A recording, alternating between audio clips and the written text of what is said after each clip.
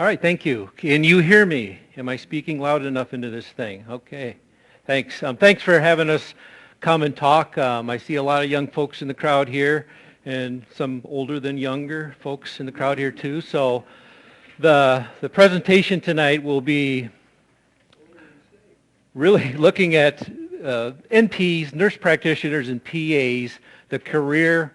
I have here Clover, who's my PA for many years. How many years? 14 years, who has worked with me, supported me. I've supported her, I hope, too, and we get along really well together. So, what we want to do is explain what the career as a nurse practitioner is, what a physician assistant is.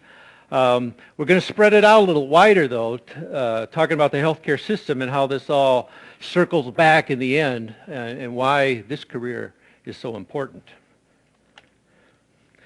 So we're going to go right into the nurse practitioner and physician assistant explanation here, and I'm going to turn it right now over to Clover, and she's going to tell you a little bit more about what we're really talking about tonight. Okay. So is this one working for you as well? Good. A little bit more background about who I am.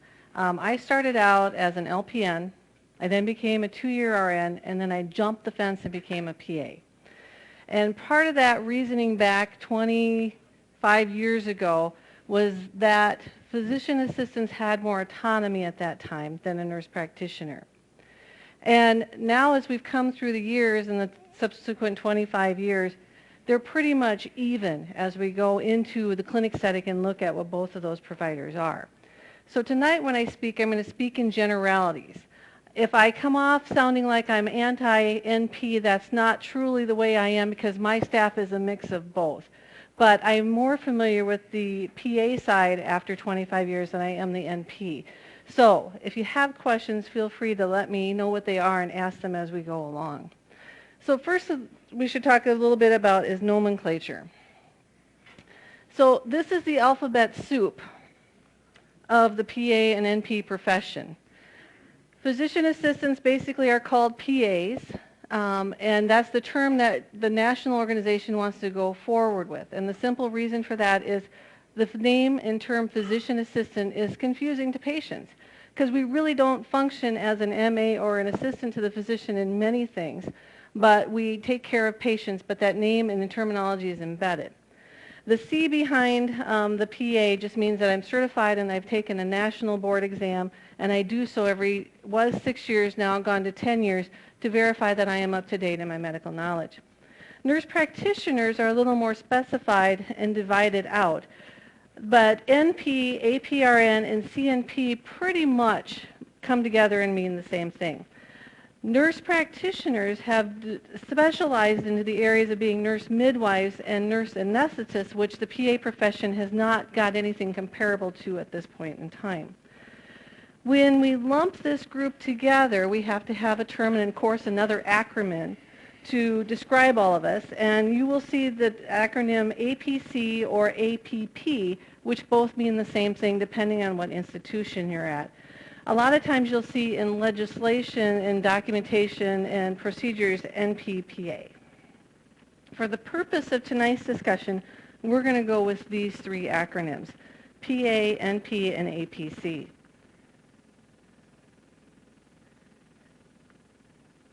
What we don't want to go forward with is the old acronym referred to as a mid-level provider or mid-levels.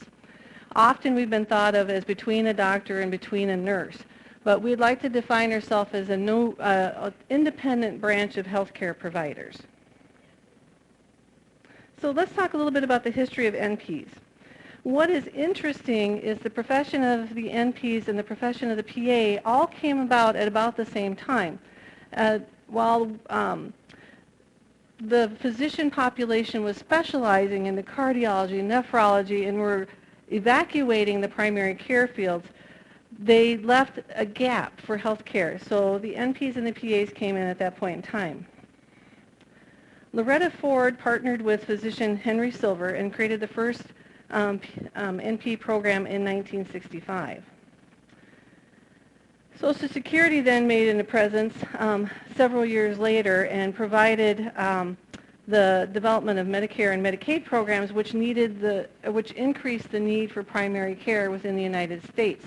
Kind of what's happening now too is now we have all these new people coming into the healthcare realm that need healthcare, and we don't have enough primary care providers for them.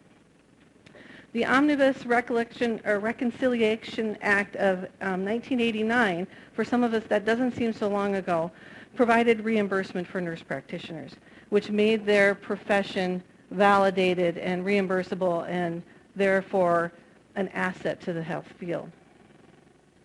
The PAs came around about 1965 as well. Dr. Eugene Stead, who was fast-tracking physicians at the end of World War II into the healthcare field, saw that all these highly trained medics were coming out of Vietnam with all these skills and no profession to go into. And so he created the first PA program and started out with 4 Navy corpsmen to address the healthcare shortage of all the physicians going into the specialty realm. So in essence, both professions came around or became to existence at about the same time. So training and certification. When we look at the two professions, and if you walked into a clinic setting and saw my staff in the acute care, you wouldn't know who's a PA and you wouldn't know who's an NP. The difference in our profession lies in the way that we're trained. Nurse practitioners are trained in nursing. Physician assistants are trained in medicine. Now, what does that mean for you? When you walk into the clinic setting, probably not a whole lot. Once you have an experienced clinician functioning after their education, most of us are viewed as the same and we do the same things. Physician assistants are licensed to practice medicine. We are able to practice in the full realm of medicine. So if I came out and decided I wanted to go into the very minute specialty of fluoroscopy and radiology, I could do that with the collaborative agreement and a physician, or a physician that practices that type of medicine. I personally have a bachelor's degree. Some of my predecessors had an associate's degree. All of the PAs that are graduating now have master's degrees, and there's doctorate programs and specialty programs in process or just beginning. And we must maintain our certification by sitting for a board certification exam. What used to be every 6 years is now every 10 years, and they just had a full revamp on the way that they proceeded to do certification. So example, this is my 5th year of my certification, so I can either take my board exam this year or take it next year and then be certified for the next 10 years. So that transition is just going forward. Nurse practitioners are licensed independent clinicians in the state of Minnesota and 7 other states in the United States. Most states, the nurse practitioner boards are going for what they refer to as independent practice, which means that they can practice without the agreement or collaboration of a physician. Minnesota passed this in 2015, and so they are allowed to set up independent practice. They could set up their own office if they wanted to, with some specific guidelines. However, each institution decides on how they want that provider to work. So at Olmsted Medical Center, we have a physician that we are in quote collaboration with, that we work with, that is accountable for us, and we have chart review. That's the way our organization works right now. Will it work that way in 20 years? I don't know. Mayo Clinic, from what I understand, not having worked there, each department has some different specifications on how they function. So you would have to ask somebody in that department on how they practice. In the Twin Cities, it's pretty much similar to what you see here going in Rochester. But if you have an NP or a PA in War Road, Minnesota, they may be totally independent and your physician is on the phone and lives in Florida. Dr. Heeman likes to go on vacation. His wife Lynn likes to go with him. What do I do when he's gone? As long as I have phone access to him or one of my alternate physicians, I can practice on a daily basis. There are many times we don't see each other for weeks at a time, but we both carry our patient loads. Nurse practitioners are trained in the model of nursing, which is often focused on preventative care, wellness, and how they can improve a patient's socioeconomic life to prevent or promote their health. They also train in more specialties. Back when I went to school, a nurse practitioner trained in OB gynecology, they trained in geriatrics, they trained in pediatrics. Now nurse practitioners have family practice focused practices as well, which is much broader. And so that is transitioning for them as well. And they have to do annual CME requirements in order to keep their certification, and they are licensed through the Board of Nursing. Physician assistants are licensed through the Board of Medicine. So where do we practice at? A physician assistant with an agreement with a physician currently in the state of Minnesota can practice in any area that that physician practices and chooses to have a PA with them. So if I wanted to go to podiatry, I could work with a physician in podiatry. If I wanted to do general surgery, I could work with a physician in general surgery. Nurse practitioners do much the same thing. We see them in many places that you would see a PA. Currently, I work as the team leader for acute care. I have 9 regular NPs, PAs under me, and we function as a separate unit under the Department of Family Medicine. We do not necessarily have a physician above us, but family medicine does, and that's how our supervision works. We have PAs in emergency medicine. We have several NPs in OB gynecology. Nurse practitioners have the market on anesthesiology. A certified nurse anesthetist is their degree, and PAs do not have anything similar. Orthopedics, you will see both. But in surgery, you tend not to see nurse practitioners because that's not part of the primary care focus that they have, but you'll see more PAs. So almost any subspecialty, even the new ones that are coming out, you'll see them. And Mayo Clinic utilizes NPs, PAs in many of them, including like transplant medicine. So what about our education, and what is the difference between us as APCs and MDs? Our education is pretty much a bachelor's degree and then advanced training for 2 to 3 years beyond that.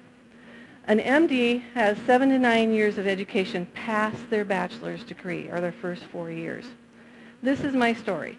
So when I was going to PA school 25 years ago in Madison, they have a VA hospital there, and I was doing a rotation on a Saturday, and I was following around the residents that were on my rotation. So it was the MD, the residents, and then the little PA following along.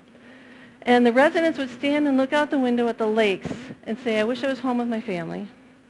I'm wasting my life, the best time of my life. I would go home to my family, and they had another 8 years of that to do. So the payoff for that, though, is an NP PA probably makes half or a little less than the physician does on an annual basis. So it could be a life balance issue for some people in choosing what to do. So the average salary for a PA NP in the state of Minnesota is around $99,000. It is lower in the rural areas, higher in the subspecialties. So if you're doing cardiothoracic surgery, you're probably making $120,000 a year. But the catch to that is you're working 60 hours a week. If you're working in Barnville, Minnesota, up by the North Dakota border, you're probably making $80,000 a year, but you know everybody in your population, you go to the grocery store, you go to work, and you go home on the weekends. You don't work holidays and weekends. So both professions have flexibility, both professions have some autonomy, but the job market is prime for both. And Dr. Heeman is going to share this a little bit further about how the job market for medicine right now is probably at one of its peak. But of interest is that there's a higher level of job satisfaction by a little bit in the APC market than there is in the physician market.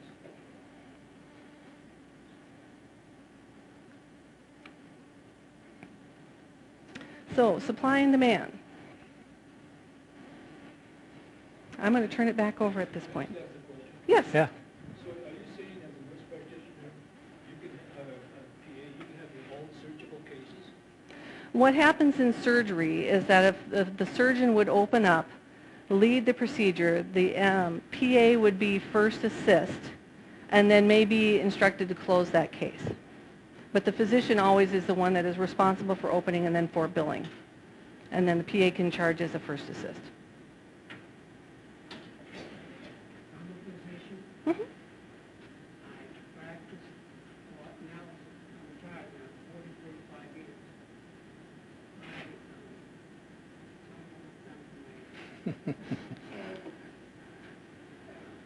The situation for me is this. I trained at Mayo, I had the 2 different specialties. I'm sorry. Okay. I,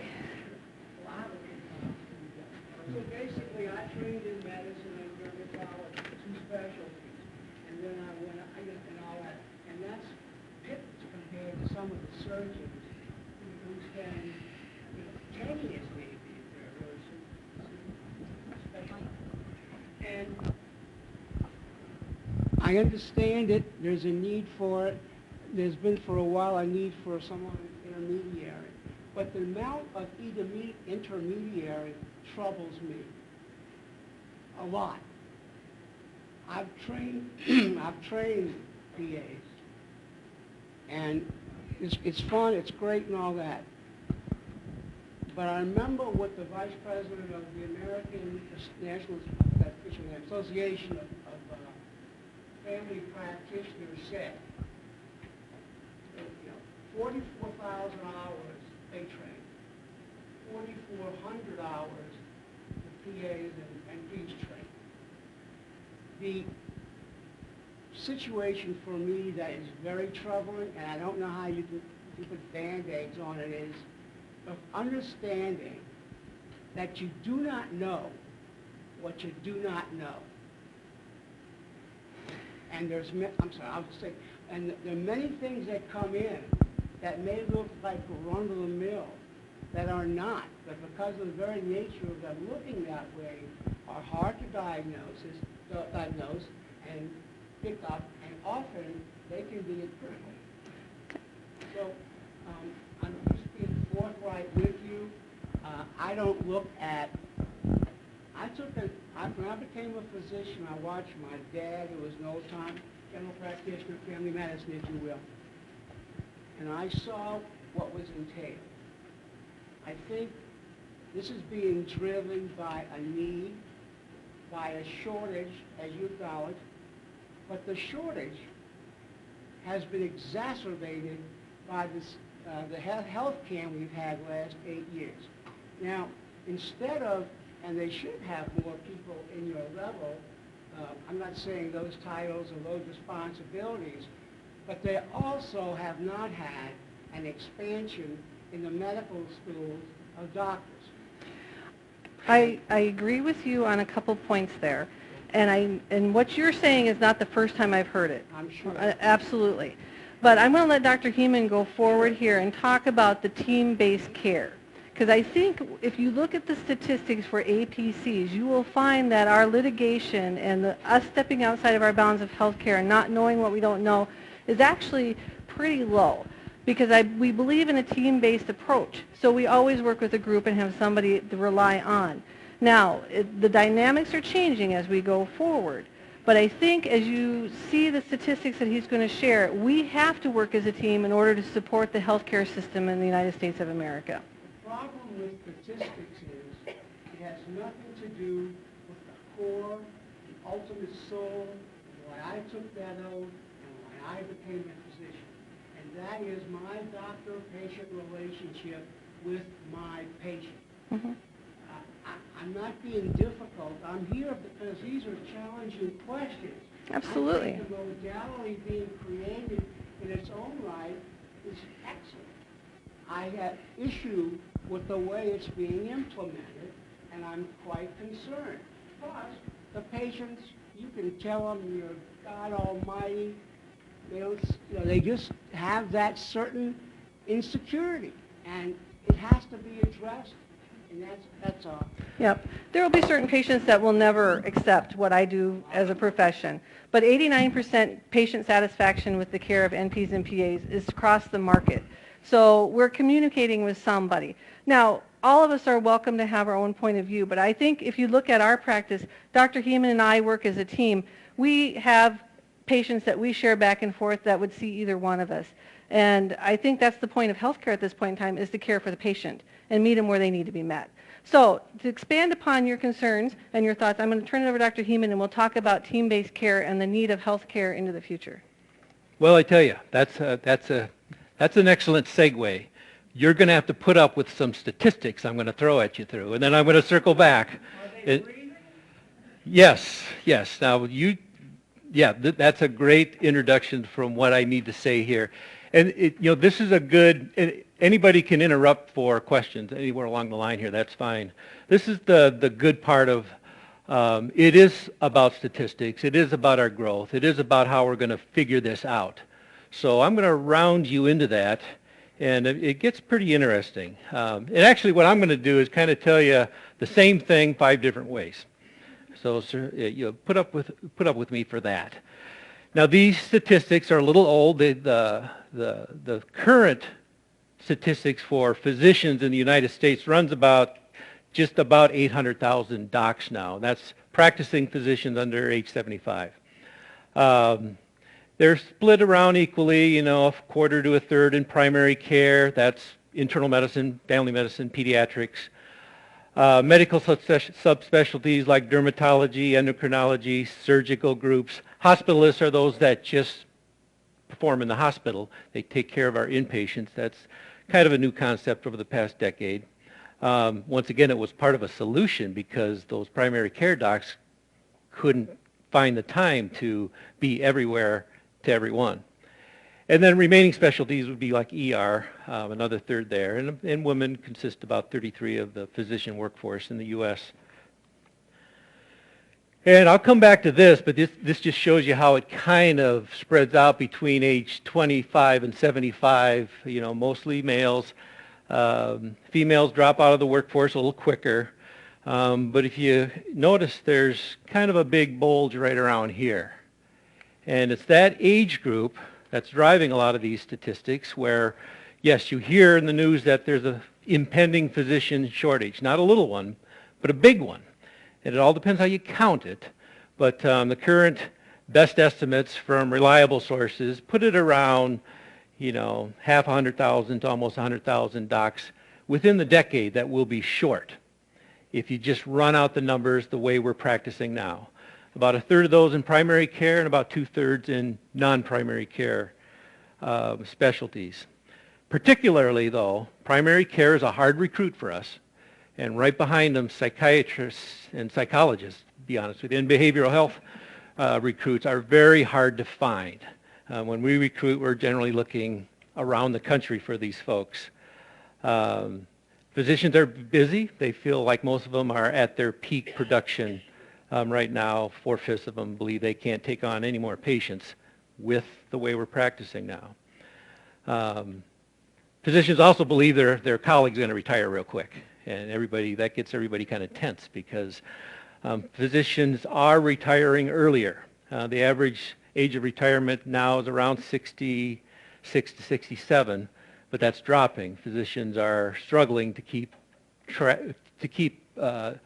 trending with electronic medical records and a lot of the government monitoring that we have to do and submit, especially some of the more senior physicians are having a tough time keeping up with that. So more physicians are retiring early. And then if you look at where this bulge is going to be moving real quick here, you have 26% of all physicians aged 55, 65, and another 11% beyond that, and the whole 1/3 of these will probably be retiring in the next 5 to 10 years. So that's going to be a big loss, not only just in numbers, but in experience, because the more experienced physicians really can work more efficiently, taking care of patients, knowing patients, just knowing the patients, and that goes for any NPPA or physician, really makes you efficient. There are things you don't have to do. Most of the time, people get better if we stay out of the way and hold their hand. But the demographics now looking at demand across the U.S. In the next decade, the nation's going to grow by almost 9%. It's not in pediatrics. It's bulging out at least percentage-wise, in our elderly population. And then we're going to talk about baby boomers, because I'm one of them. So those born between year 1946 to 64. In fact, I'll come back to that slide. It's just generations like to make fun of other generations because it's easy to do. So this cartoon was written, I'm pretty sure, by a baby boomer, and you can see that now You millennials in the room, those born around the turn of the century, I know you must text at least 24 times a day, and I know the apps that you use, that my kids use. I'm not good at them. Yeah, that's hilarious that you get an iPhone every year. That's your generation. You don't trust marketing. You don't trust corporations. You trust what your friends tell you to trust. And that's why we rank hotels and we rank apps and we rank supermarkets and whatever we want to do. Us baby boomers, yeah, fine, we're okay. But really, poor Gen Xers, they're caught in between. So they are the children of some of these boomers. They're the parents of some of the millennials. They whine about them because they just don't fit anywhere, but I guess they made plaid a fashion statement for 4 years in the mid-'90s. So the Gen Xers have something to brag about. But back to the talk. You know, so we're getting older. So I'm getting older. You know, I worry about who's going to take care of me in the next decade or so. I'll probably stay in medicine a little longer just because of that. But the thing is that this population, as you approach even past 2025, is going to be 71 to 100 million people just in the U.S. That's a lot of folks.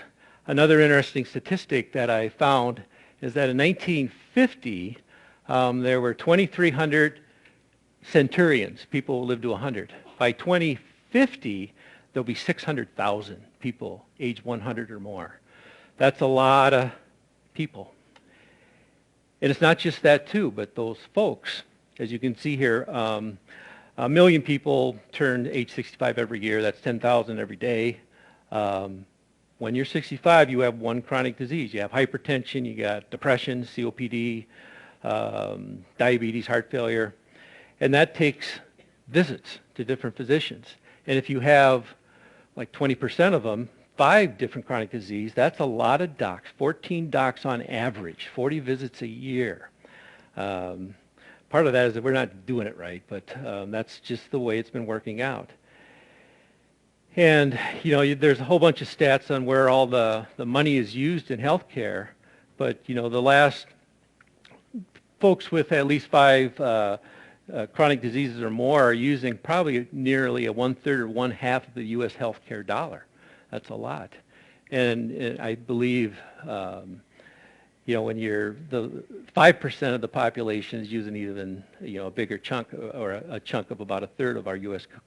Healthcare dollars, 5% of our population using a lot of doctor visits and money. Not that it's bad, but it's the way it works in the U.S. The other problem, it's not just numbers, it's not just people where, in gross numbers, but it's where we live. So there's a distribution problem too, and that's what's feeding some of this fire. So, you know, clinicians don't like to live in rural areas, and so those patients usually have to travel farther, or they don't get care at all. And some states, as you can see, really have an issue with where the docs are and where the people are. New docs really, it's even more advanced that they don't want to practice where the patients really need to have somebody to take care of them. So you got these crazy ratios of docs to the patients in some areas. A general panel of patients, when we talk about how many people I can see or even how many people Clover could see, is somewhere in the 1,500 to 2,500. In the U.S., it averages around 2,000 patients that I would have in my panel that would say I'm their primary care doc. A little sidebar, but what the gentleman was referring to here, recent statistics that show for me to provide care to 2,000 patients would require 21 hours a day of work. If I had to provide all their acute care, their chronic care, their preventative care, that's 21.7 hours a day. Well, that ain't going to happen. You know, that just can't happen. We need help to pull this off. So, solutions. Again, you mentioned, well, let me go through these. So, we need more physicians. So, train and retain. How can we do that? New models of care. There are models of care that are being promulgated out there to see if they can work better than what we're doing now. And some of those are successful and some of those aren't. And then what we're going to circle back in is how PAs and NPs can can be one part of the solution, and why it's a career to really consider. Now, actually, it's not a problem with medical schools. We do have, in the past few years, a lot of medical schools coming online. And if you carry that out, we would be sitting pretty good. The problem is the residencies haven't kept up. So there is a cap. It's a Medicare law that caps how many residencies can be out there, and that law has to be changed so we can match the doctors being trained initially to their residencies. And so that's there's crazy things going on with Congress. I'm not sure how high this is on the list, but if you hear a tweet about it, let me know. So that's probably where we'll find out. Models of care, and this is, like I said, we're not doing it quite right. So I don't know if any of these words make much sense to you, but from physicians and providers, patient-centered medical home, population health, these are all new models where we bring not just us up, but we bring our schedulers, our receptionists, our call centers, our nurses, our LPNs, our MAs. All of these people can do more, and we should let them do more. And sometimes we have a hard time letting go, but if we let them do more, we can do patient care. They can do the screenings. They can do the immunizations. They can teach people how to use an inhaler. We need to manage their medicine, their health, but all these details we just don't have time to do.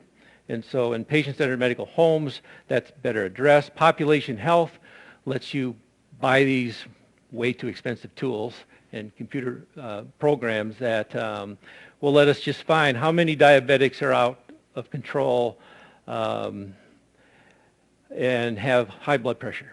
And then we can have nurses and others call these patients, get them in, get them tested. Things that we don't have to manually do every day.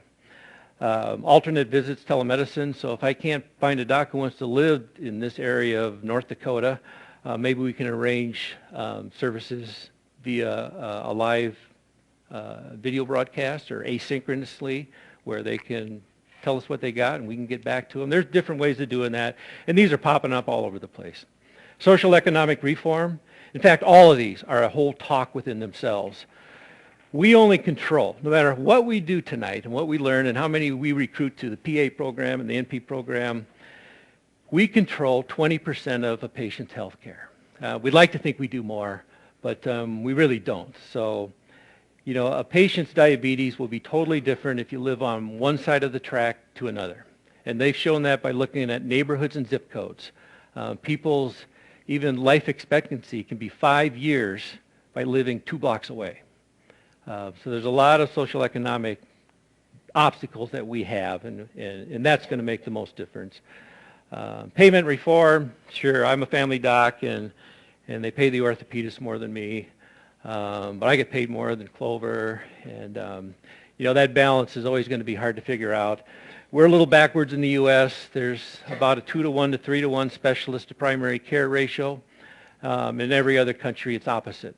It's exactly the opposite ratio. That is definitely a whole other talk, and I'm not going to go any further than that because that gets pretty bad. Addressing physician burnout, that's any clinician, that's nurses burnout. Once again, we live in a high-tech world. Not everybody can keep up with all the things we ask of them, so that's taking time away from patient care. There was a news blurb last month, MD Anderson, this big cancer center down south, they introduced their new electronic medical record. Their revenues plummeted 71%. I mean, how can any business survive that? Not that it was anybody's fault, but they fired the president and their docs and such, thinking that would help. But there are things that we need to address to really to cover some of these things that are making our physicians either leave the profession or retire early. Now, this is interesting. So the American Association of Medical Colleges really reviews this supply-demand ratio. So they come out with a graph like this, which is really hard to read. So I'm going to kind of focus this in a little tighter and tell you what they're doing and how they find a solution with some different scenarios. So if you just start, where are we going to start? We're going to start on the bottom here, just looking at what these lines go from the left side where we got these many physicians and we're training, we're going to spit out more, but how are we going to keep up with the demand from patients? So if you look at supplies and we got physicians retiring early, we're not going anywhere. Oops, I didn't want to do that. This is fine. But if you change things, well, you're going to start right here status quo. This is where we're going. If they're retiring early, we're going to run out of physicians quicker. Millennials, now I'm going to pick on you again, and you can pick on me later, but they have found that millennials schedule about 13% fewer hours a week because they want a better life balance, and actually that makes a lot of sense. But if that continues, that will decrease our ability to keep our physician supply strong. Well, I'll use the mouse here. If we can get enough residencies, we will be fine with our, and that's the GME growth, that's our medical education growth. We will do better. And if we can not burn out physicians and keep them longer, we almost get to the point where we can not have a physician shortage. But as you can see, what happens here, if we're highly using our NPs in the right way, with the right training, with the right supervision, in the right spots, in the right specialties, you can almost eliminate this supply-demand issue. Up on top, and I'm not going to go into that, but the ACA, so with the ACA still alive, the American Care Act, or the Affordable Care Act, that is bringing more patients in. And it's kind of really, but not really, because those policies have high deductibles, but it's keeping people out of the ERs where we're still seeing them, but it's just in a different place. But that is a higher population. Managed care, these institutions called accountable care organizations, they're actually finding more patients and bringing more patients in. So we need to bring those top lines down, and one of those things is having more PAs and NPAs helping us out. Now, and here's where the gentleman was correct. It's how you count, if we really have a problem or not. So I brought these two articles just from the Journal of the American Medical Association, written last week. So I had my PowerPoint all done, and then here comes this article saying, oh, just, you're wrong. And it's not that anybody's wrong, but there's a differing opinion about really what the shortage is. If you did the math, which this one gentleman is proposing here, and you count how many physicians we have, how many people we have, how many appointment slots we have, we're fine. He leaves out a lot of other assumptions, so I don't think he quite has it right. But if you actually look at the trends on people trying to get in, their access, how long do they have to wait, the distribution problem, we are running short. But it's interesting, these two articles were very interesting. If anybody's interested, I can give you copies of just how you can look at the same data and draw two completely different solutions from them.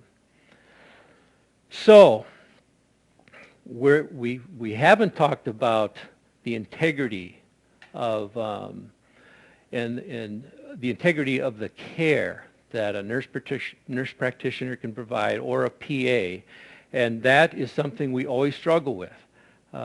Clinicians have varying comfort levels with PAs and NPs. We see it in our organizations. I see it elsewhere. I think actually we do a very good job. I think there's wide acceptance. We are running actually about a 2-to-1 ratio of docs to NPPAs, and I think we got them in the right spot. With anybody, scope of practice, and that's your neurologist, that's your ER doc, that's your NP in acute care, that's your nurse practitioner helping an endocrinologist. In any position, you got to know your scope of care. What are you really comfortable? What should I move on to a nephrologist, a kidney specialist? I have to know that. The patient better trust me to know that, and it goes the same for everyone. We've actually looked at our referral patterns, and Clover, I don't even know if you know this, but I've been looking at this. Our referral patterns inside our organization are higher for our NPPAs, or APCs we call them, and outside it's exactly the same. It's exactly the same when we refer to Mayo Clinic or the cities or Gunderson. The referring patterns are exactly the same, which is interesting. So my part of this talk is just to tell you one of the big reasons why we have to figure out what we're going to do here with healthcare that's going to get more complex, healthcare that's going to get more technologically advanced. But, you know, and there's a lot of technology. We'll have our smartphones, you know, doing EKGs and echocardiograms on us and monitoring your sugars and every time you lift the toilet seat and all these things that you can do with smartphones these days. But I have patients who say, okay, I'm fully aware of what I can do, but what should I do? Somebody still has to know that. Somebody still has to explain that. So we do need bodies. We do need people. And I'm going to let Clover now bring this back on from a career standpoint, where this kind of is going with the numbers that are currently out there. So 25 years ago when I went to PA school, there were 400 applicants for the 25 slots in the school that I applied to. By the grace of God, I got in. I think that was because I was an RN and they knew that I knew the terminology. And they thought, okay, we'll take a chance on her. And I hope it turned out okay. And there were 70 schools in the United States. Now, as of today, when I looked at the statistics, there are 238 PA schools, either certified or I think there was probably 10 on that list that were pending their certification. Nurse practitioner schools are excelling at the same rate. They've gone through some transitions going from just nurse practitioner to doctorate, so that's in Minnesota consumes some of their space. And the most commonly known in the area for nurse practitioner schools is Winona State, right here in this part of the state. So as you can see by the statistics, in 2014, this is actually old, there was approximately 93,000 PAs. When I looked at the statistics today, there was 124,000 PAs. And that's pumping it out, and that's other people coming in. There are lots of things politically going on behind that scene as well, especially with unmatched residents for medical school in the state of Minnesota 2 years ago. Legislation was passed that they want to take and look at those unmatched residents and see if they can become PAs, so that's something on the political ground. Nurse practitioners are again expanding from their masters to their doctorates, and that's growing. There was approximately 143,000 NPs, and they're putting out 6,000 to 7,000 per year as well. So, what does that mean for us as far as healthcare? There's a lot of questions. Medicine is never black or white. It's always gray. So how will we grow into that profession? I can tell you that nurse practitioners and PAs are in the top 5% or top 5 positions of careers every year for the last decade for a choice career. So as the physicians are trending out, the APCs are trending in, but we got to somehow meet in the middle there and provide care, because that's what it's all about. It doesn't matter what your degree is. What it's about is taking care of the patient, providing health care for those that you care for. So the career field for APCs is great. The career field for physicians is great. We're going to be overloaded with people in need of health care as we age as a generation and a population. The poor linksters who are behind you millennials are in for a whole new realm of health care. I saw somewhere in a statistic that there's going to be one person in the workforce for every 21 seniors and retired within the next 25 years. So how's that going to impact in healthcare, let alone a personal care assistant, a nurse, an MA, a doctor, a PA, an NP? It's going to change the face of medical care. So with that, we're going to open it up for questions for you, and we'll do the best we can to answer them. What do you think as we proceed the next 20 to 50 years, those generations will become used, or maybe just out of force, to nurse practitioners and PAs, where our generation is used to saying, I want to see a doctor. That may be a different thing 30 years from now, and they may not even think twice. You're correct. Right now, Mayo, and this is my understanding, I work for Olmsted, is that Mayo has a model of care where they have one physician and multiple APCs around them that care for a patient. So you are designated to a care team, and you may never see the physician unless your health care needs are high enough to demand that level of care. So you're right. It's going to trend that way. You know, our little kids and grandkids are going to grow up thinking, well, I'm going to go see my PA or NP today. They may never have the concept of seeing a physician. There's a difference. I mean, nobody's training NPs and PAs to be neurosurgeons. And there's just not anything like that, of course. But as an assistant, to broaden the scope of coverage, to maybe take care of the post-operative time where we can move on to the next patient, you know, that's really what's going on right now, especially in the surgical subspecialties. Yes. Is there any evidence that using NPs and PA is better than the current system? So the current system, just to clarify the question, is it better? Better in what way? Quality of care? Longevity of life? Use any criteria you want. Yeah. Yeah. No, there's no evidence that there's a difference. Now, there may be a lack of studies really looking into that. There are a couple studies, and I don't have the references for them, that if you ask patients when they leave a clinic what their thoughts were about comparing visits between NPs, PAs, and physicians, they will tell you whether it's correct or not that they felt like the PA and NP had more time with them.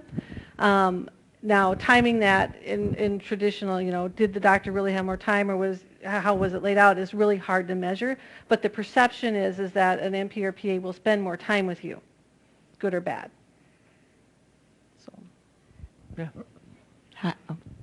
Hi. I don't actually have a question, but I have the other side.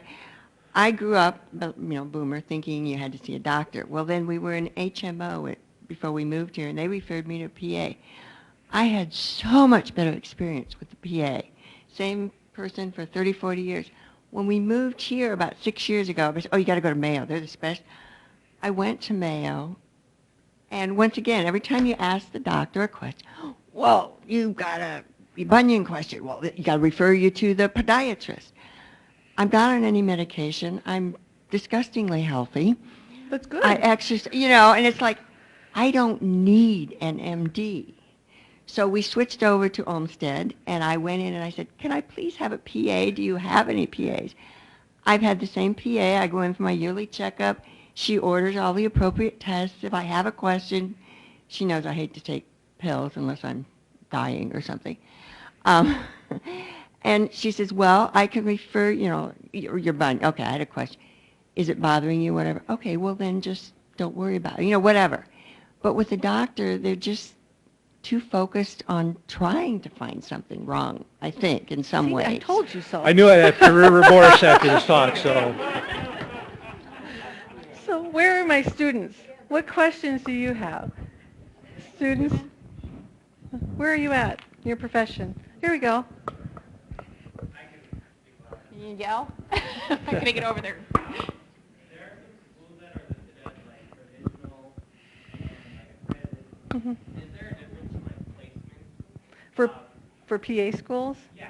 A lot of time you'll see a school that is listed as provisional, either as they are being certified, and they haven't gotten to the full certification yet, but they have classes in there.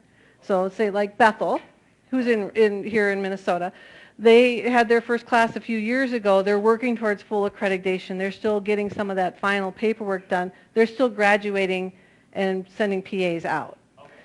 Probation are those schools that have some questions and are being followed closely. And when I looked at the list today, I saw maybe 10 on the list of 238. And none of them were in Minnesota. So. Do you see any benefits in the dual PA programs and public health versus just PA programs? Can you repeat the question? Yeah, do I see any difference in programs that are dual public health and PA? I've not seen any statistics on that. I would say from what I've experienced in the professional realm, if I don't see where that dual certification makes your job any more lucrative or better. Does it make you more preventative health care focused? Probably. There used to be a program in North Dakota that was dual NPPA, and my mentors went to that school, and they came out and again, practice the same. So there's been some transitions. I think the public health part of those schools, and I could be totally wrong, is so that they can get that master's level and move towards the doctorate level. Earlier you had said that most people feel like the NPs or PA have more time with the patient than an MD would. Is that just because the PA or NP isn't seeing as many patients, or what is the... I work just as hard as he does.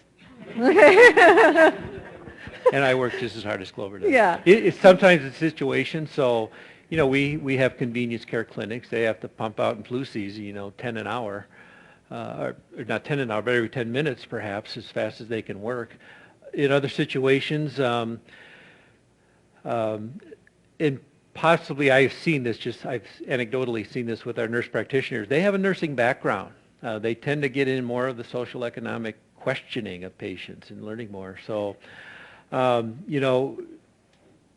unfortunately, medicine is a fee-for-service entity. You have to see patients to float your boat. And so there's a threshold where you've got to see not just 5 patients, and I don't know, I'm speaking to the baby boomers, Marcus Welby type practices where you see 1 per week to do your TV series, but yeah, it's a mix. It's a mix, and it depends where you are. And part of it is that I am a physician assistant. I'm not a physician, and this goes back to this gentleman's concept. There are certain things that I don't feel comfortable practicing with. Okay, so if I have a patient in congestive heart failure, that field is changing so fast, and my education in that level, is not probably up to speed. So if I have a patient, I can do the basics. I can get their hypertension under control. I can work on their diuretics. I can get their EKGs and their echoes. But then that patient's going to go on to a physician or go on to Dr. Heeman for management. So he's got a lot of the heavier case loads than what I would see. I'm going to see more of the well woman exams. I'm going to do a lot of diabetes care for basic care, and if I can't control them and get to the point of insulin, they go on to someone else. And that was that internal referral. When I get to my threshold of knowledge, that patient goes on. Now, on the other hand, if it's a psychological issue or a young woman issue, he's going to say, hey, Clover, see this patient. So it balances out when you do team-based care.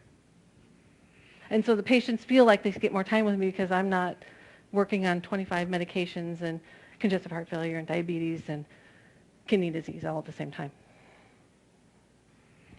Sir. Could you give me some kind of an insight into the matrix or the scheduling? I've experienced in the last month both surgeons and PAs and nurse practitioners, and it seems like the scheduling for the surgeon is like this much. You must have been in orthopedics. And then No. the PA was like this much. And so is there a matrix that when you talked about ratios, there must be some kind of matrix when you do your scheduling? Yeah, we crash and burn with scheduling all the time to improve access. So there's many ways you can do that. You keep appointments open all the time for acute stuff, for things that need to be addressed really soon. And then maybe their annual physical, you push those back because, people can live longer than 365 days. We don't have to see them annually. They can make it a little more around the sun if they have to. But there's lots of different things that go into scheduling. And we try to have our schedulers see as big a picture as they can so they can find somewhere, someplace. Just anecdotally and personally, I'm scheduled out about 6 weeks. I just have no slots open for... But are your slots smaller than... Nope, they're the same. They're the same. Now, specialties are different. Specialties carry their own realm. So orthopedics, you have a PA who may be taking off casts and taking out sutures and doing some of those things, and they spend more time with the patient, but the physician or the surgeon is seeing this patient for 10 minutes just to make sure that you've got your knee and it's okay, and then he's going to the next one to get ready for surgery, and he's going on and on and on. But the APC behind him, maybe 2 of them, are the ones that are doing, like, take the stitches out, change the cast, do those types of things. So it may be perceived that way, but those most often, especially but in primary care, pediatrics, internal medicine, family medicine, we're pretty much scheduled on the same basis. You talked story about residencies being, stifled by the government, I guess. Mhm. Is there a financial reason for Yeah, that? yeah, so they got a budget they're sticking to. Do they compensate clinics for having residents? Yep, Oh, yeah. okay. So that's where the bottleneck hits, yeah. Good question. I have a couple of things, maybe, I really enjoyed this very much, it was informative. As far as the time goes, it looks mundane. Perhaps the doctors should make more of an issue of how they come in, but their computer is running, and they do a lot of things in a very short time that are not, things that we so appreciative to have assistance with. Dressings, cash change, whatever it is. So you can't judge by the time. Somebody walks in the office and I see them after we introduce and get a little hit. My computer is already taking in the information from their history, what I'm observing, how I examine, what I find, and I, excuse the expression, spit out a diagnosis perhaps, and what to do about it. That's a totally different platform than you're working with other physicians. So don't be, that time thing can often be very misleading. We had not a great healthcare system before the ACA. It became, I lived it, I've been in about 6 different parameters. It became worse. If it needed some fixing, but it didn't need to have you blown off the roadway. And that's what's happened. You can't just reconstruct what we had. And I'm sorry for all of you who have to endure that. I'm not saying this is not politics. This is my life. My life, my patients, what I projected and what I saw and took in from my patients, and how we learn to care for them. Make no mistake, the Health Care Act hurt the profession of medicine. Now, I'm retired now, and I can say it, and I'll say it till I die, because that is the truth. Nobody has any hold on me. I lived it. I was I did dermatology. I won't go into it long. But you know what? I saw, as he'll explain, we see many more patients in dermatology, and so they go quick and all. But I was a dermatologist that still went to the hospital and nursing homes and made house calls, okay? Because as a physician, that was what I felt the responsibility was. And we want to take care of people. We love the support that can be out there. But the very most important thing we have is being sure you are cared for well. And that is what we will die doing, because that's what we believe in. Absolutely. And you can't, these are people who are willing to give up 8, 10, 12, 15 years to do, as opposed to people who wish to go into it and have a couple of years. I don't know how to explain experience of 10, 12 years of training versus 2 or 3 years. I just don't know how, except you're giving up something at a price the good doctor will tell you. He's doing a great job. I think it's wonderful. They've had to adjust to tough stuff. The problem is there were not enough doctors who were in the field who made the decisions to change this profession the way they did. Those are great comments. I know we're going to wrap up, and I just want to finish Okay. on the comments that you have. I love being a doctor. You will love being a healthcare provider. You should seriously look at this career. You will be in a situation where people will tell you something that they will not tell any other human on earth. It's a very reverent, special place to be. And that can be any healthcare provider at any level. It's a very important role. You're problem solvers. It's fun being problem solvers, not just how this profession should work, but just how you take care of patients better and with higher quality. Yep, and I'll stick around for questions, and Yeah, Dr. we- Heeman will too. So, but we got to turn it over to our host here. But thank you very much for joining us thanks. tonight. Now pull a name. Don't pull yourself. Well, you can. It doesn't matter, really. You could.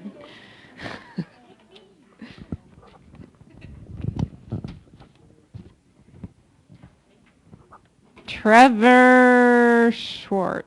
Is it Schwartz? Is that right? You can pick a T-shirt or the apron, whatever. Anyway, next week we start Ethics in Society, and in 2 weeks for our students in the room, Dr. Mundy will be here to do a talk. It's called That's Not Funny, and it's really an interesting, there's a description in the back. Come on back. You know what a good presenter he is, so come on back.